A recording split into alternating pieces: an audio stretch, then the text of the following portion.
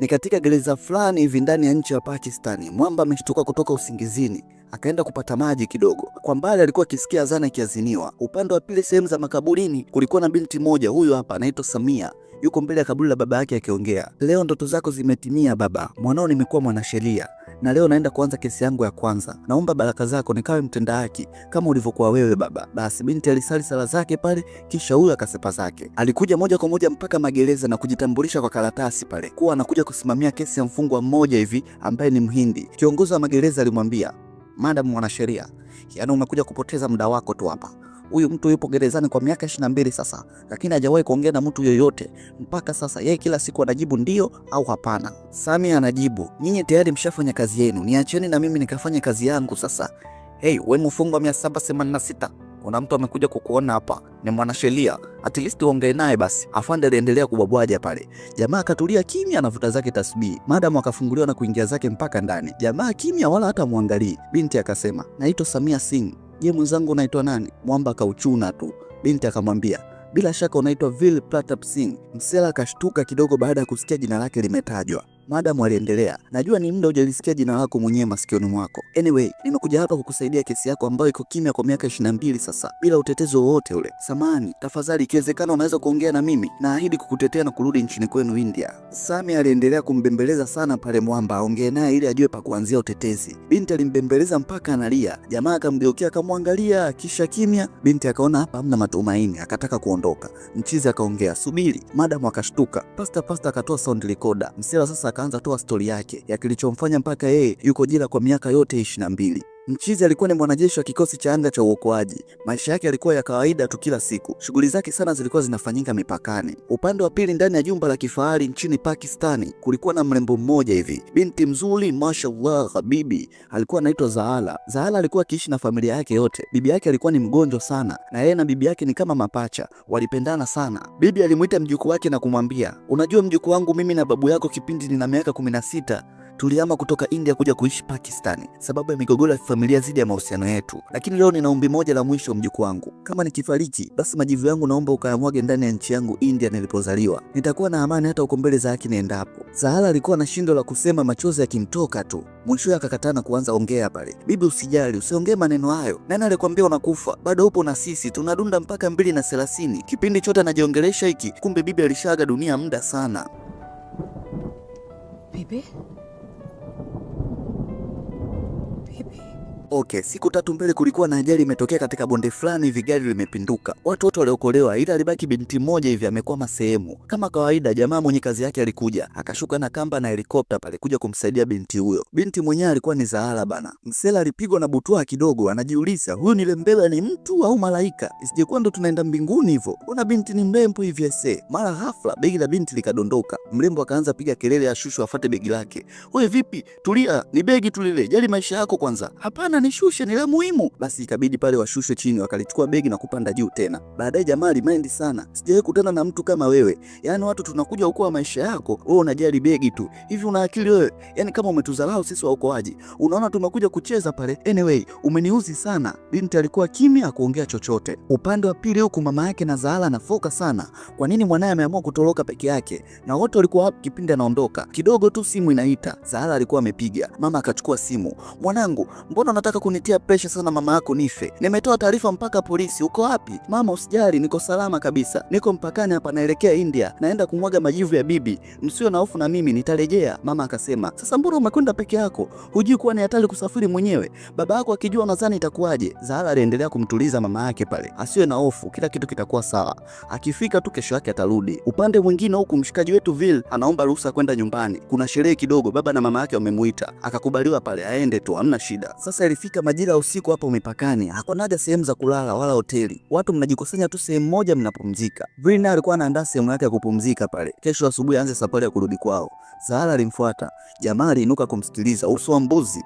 Binti akaanza omba msamaha pale kwa kilichotokea mchana. Hakufanya kwa kupenda, ila ni kwa vile tu begi lake lilikuwa na majivu ya bibi yake ambayo alikuwa anakwenda kuyamwaga kwenye mto nchini India. So akaomba msamaha sana pale kwa kumkwaza. Jamaa alikuwa kimya tu akimwangalia. Binti akaondoka zake. Asubuhi na mapema kama Mbagala daladala vile watu wakigombania magari ya kawe. Binti naye alikuwa mmoja wapo anapambania. Mchizi alimuona akatabasamu tu. Sasa binti mwisho akakosa nafasi. Sehemu iliyobakia ni juu ya gari. Basi ikabidi apande huko, haina budi. Mara hapa jamaa naye huyo hapa akaja kukaa pale pale kwa binti. Najua unashangaa nafanya nini. Mimi nilikuwa gari lile pale, nimekuona umekosa siti, umekuja kukaa huku juu. Nikaona sio mbaya nije nikupe support. Tuchomwe na jua wote. Na pia nataka nihakikishe msichana mrembo kama wewe unafika nchini kwetu salama. Usije ukapotea bure. Vipi, unatumia na karanga? Binti akaitikia ndio, wakatambulishana majina pale. Basi safari ikaanza sasa. Huku bendi ya msondongoma ikawa inaburudisha pale. Safari ilikuwa ni ndefu sana. Sehemu nyingine ilibidi wapande ng'ombe wa Kisukuma. Walipita sehemu mbalimbali huku mwamba akiwa anamfurahisha binti hapa na pale, asijisi kuboeka. Walipita vijiji vingi, Nganjoni, Gairo mpaka Kadewere.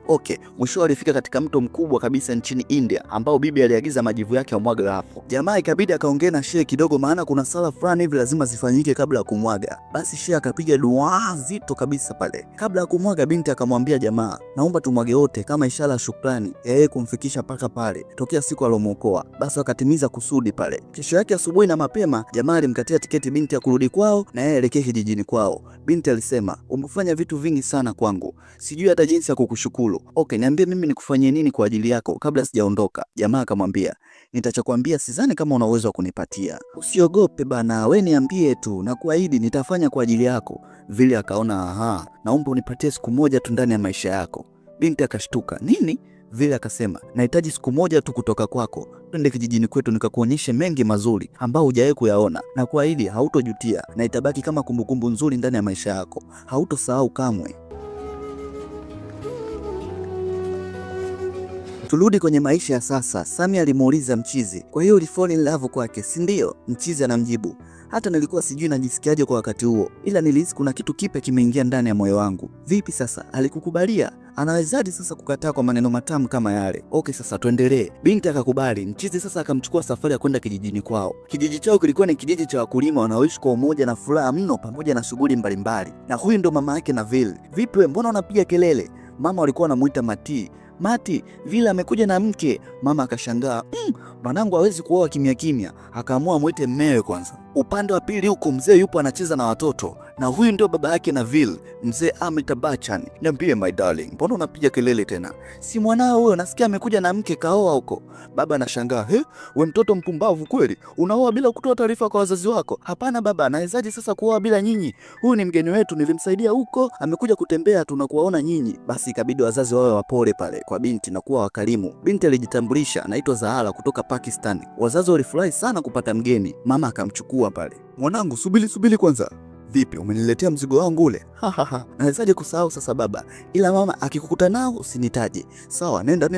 Mzee alikuwa mtu wa mitungi bana. Basi huku mama alikuwa anapiga stori na Zahara. Binti alikuwa anauliza maswali mengi. Mama akawa anamjibu, unajua sisi sio wazazi wake halisi Naville. Wazazi wake walifariki kipindi huko mdogo kabisa. Kwa hiyo sisi tukachukua jukumu la kumlea. Sisi ni mjomba na anti yake. Ila yeye anatuita mama na baba na kutuchukulia kama wazazi wake halisi. Mama alizidi kumuonesha upendo Zahara. Baadaye kidogo mzee naye alimchukua binti kwenye baskeli kumtembeza kijijini pale na kumuonesha sehemu mbalimbali huko anapiga zao story.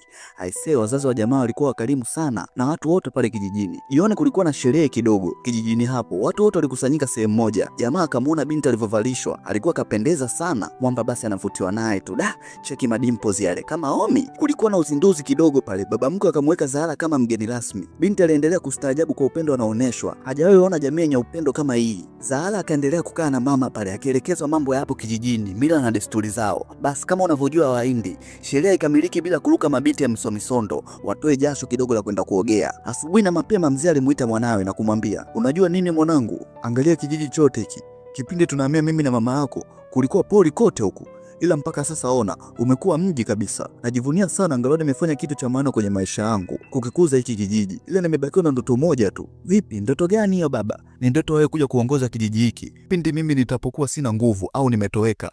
Hilo tu baba, mbona limeisha, usiwaze. Lakini sio peke yako. Jamaa akashtuka kidogo. Mzee akatikisa kichwa.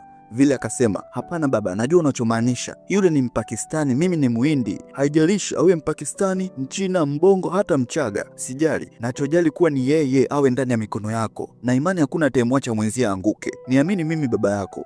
Ni binti mzuri sana, mnaendana kabisa. Yaani mzee alikuwa anampa saundi mwanae, hapunguke kwa binti, asiogope. Kashajua tayari kuwa anampenda. Jamaa akaona Sawa. Baadaye binti alienda kumwaga mama, anataka kuondoka. Mama naye alishampenda na kumzoea binti, akamkumbatia pale na kumwambia usisahau kuja kutembelea siku moja. Mzee naye alimwaga Zahara afike salama nyumbani, huku kwa mbali anafutafuta machozi. Mama naye vimachozi vinamtoka. Hivi unafikiri mwanao atamwambia kweli? Lile jembe naliamini hawezi niangusha, lazima mkwe wetu amrudishe hapa. Okay, mchizi sasa yuko na binti safarini amrudishe kwao, yeye arudi kazini. Zahara alimwambia asante sana, kweli siku moja ulioiomba umeitendea haki, nimeenjoy mno, sijawahi kutana na familia kama yako. Mara ghafla binti akajikwaa, mwamba akaamua msaidie pale. Binti aliumia mguu, mchizi akaokota chini yake ya mguu aliumia, akaitunza kisha akambeba binti. Kuna kafilingi fulani hivi kalikuwa kanapeperushwa na upepo kati yao, ila mwanaume anajikaza tu, macho mbele. Okay, walifika mpaka kituo cha treni, stori za hapa na pale. Ghafla binti alistopu kama ameona kitu hivi, kuna mchizi fulani anatokea kwa mbele yao. Vile anabaki naye anashangaa tu. Asante Mungu nimekuona. Yaani ndo nimeshuka kwenye treni hapa. Sio mbaya, baba yako kasharudi. Amenituma nije kukuchukua turudi nyumbani. Na huyu ni nani? Huyu anaitwa Vil, ni rafiki yangu. Ndo amenisaidia kila kitu kipindi chote hiki. Vil, huyu anaitwa Laza, ni mchumba wangu.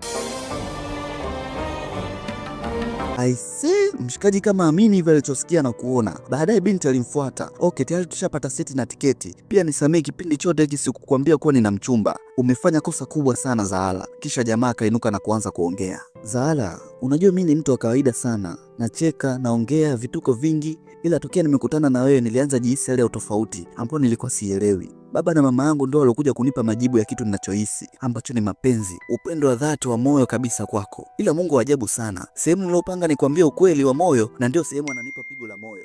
I say, binti ilimtachi sana. Najua unajiuliza kwa nini sikuongea mapema. Ila achana nayo, uzia, sababu una mchumba. Hakuna kitu chochote kinaweza endelea kati yangu mimi na wewe. Ila kumbuka kama ukihitaji rafiki, basi jua kuna mwanaume mipakani ambaye yupo radhi kutoa maisha yake kwa ajili yako.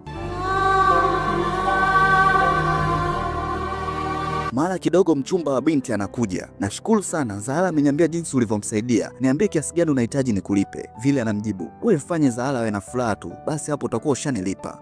Sababu sitamani kuona machozi usoni kwake. So mfanya tabasamu muda wote. Laza akauliza, mbona kama unaongea kana kwamba unampenda mchumba wangu? Jamaa anajibu, kama nilichoongea ni upendo, basi sawa. Jua mimi sio chochote kwake, ila wewe ni kila kitu kwake. Mchizi akaona mambo yasiyo mengi, akamchukua mchumba wake na kuishia naye. Vile naye akageuka zake kuishia. I say, ilikuwa ni maumivu ndani kwa ndani kwa kila mtu. Binti Zahara pamoja na mwamba Vil Pratap Singh. Hapa ndipo unamkumbuka Lord Music. Amekuacha we umeachwa. So kubali tu. Ila jamaa anashtuka hivi amebaki na cheni ya mguu wa binti.